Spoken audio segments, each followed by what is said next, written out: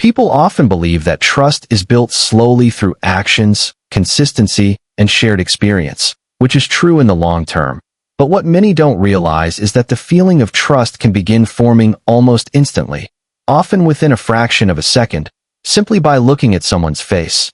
And this isn't random or superficial. It's deeply rooted in how the human brain is wired to process social information. Because from an evolutionary perspective, quickly deciding whether someone was safe or dangerous could mean the difference between survival and harm. So the brain developed fast, automatic mechanisms to evaluate faces based on subtle visual cues, and these judgments happen so quickly that we're usually not aware of them. Yet they strongly influence how we feel about someone before we even speak to them. And one of the key factors behind this is the brain's sensitivity to facial features that signal warmth and threat, because certain expressions and structures are associated with friendliness, approachability, or aggression. So faces that appear relaxed, symmetrical, and emotionally open are often perceived as more trustworthy, while faces that appear tense, asymmetrical, or emotionally closed can trigger caution, even if there is no real reason to distrust the person. And this is closely related to what psychologists call thin slicing, where the brain makes rapid judgments based on minimal information.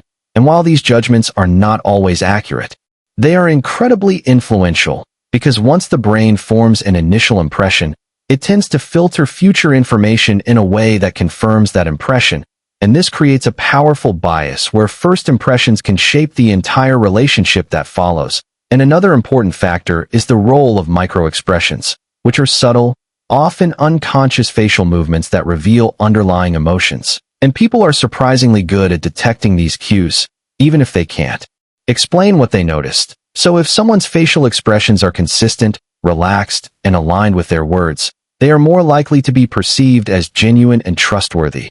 While inconsistencies, such as a forced smile or tension around the eyes, can create a sense of unease, because the brain detects a mismatch between signals. And when signals don't align, trust decreases, and beyond expression. Facial familiarity also plays a significant role, because people tend to trust faces that feel familiar, even if they've never seen the person before. And this is because familiarity reduces uncertainty, and the brain often interprets reduced uncertainty as increased safety, which is why people may feel more comfortable with faces that resemble those they have positive associations with, whether consciously or unconsciously. And this connects to the broader principle that the brain prefers what it recognizes, because recognition requires less cognitive effort and feels more predictable. And then there is the influence of perceived emotion, because faces that appear warm, calm, and approachable tend to signal positive intentions, while faces that appear intense, distant, or emotionally ambiguous can create uncertainty. And since the brain is biased toward avoiding potential threats, it often defaults to caution in the presence of uncertainty, which can reduce trust. And this is why small changes in facial expression, such as a slight smile or relaxed eye contact, can significantly impact how others perceive you. And another layer to this is the concept of the baby face bias, where faces with softer features, such as larger eyes or rounder shapes, are often perceived as more innocent and trustworthy, because they resemble traits associated with youth and vulnerability, while faces with sharper features may be perceived as more dominant or authoritative, which can influence trust in different ways depending on the context. And interestingly, these perceptions are not fixed, because context and behavior can quickly reinforce or override initial impressions, meaning that while your face may create the first signal, your actions determine whether that signal holds over time. And this highlights an important point, which is that trust is not just about appearance, but about consistency between appearance, behavior, and communication. Because when these elements align, trust strengthens, and when they don't, trust weakens. And this also explains why authenticity is so important, because people are highly sensitive to inconsistencies, and even subtle signs of inauthenticity can reduce trust, while genuine, congruent behavior tends to increase it. And beyond perception, there is also a feedback loop at play, because the way people initially perceive you influences how they interact with you.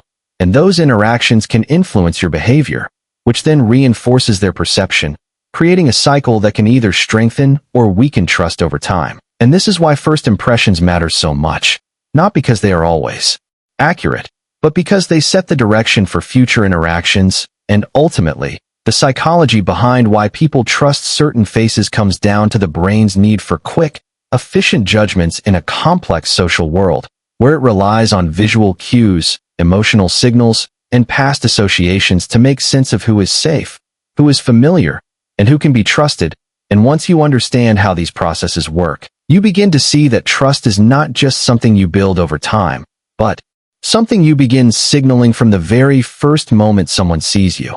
And while you can't control every aspect of how your face is perceived, you can influence how your expressions, your presence, and your behavior align to create a consistent and trustworthy signal. And once you see how quickly these judgments form, you can't unsee it.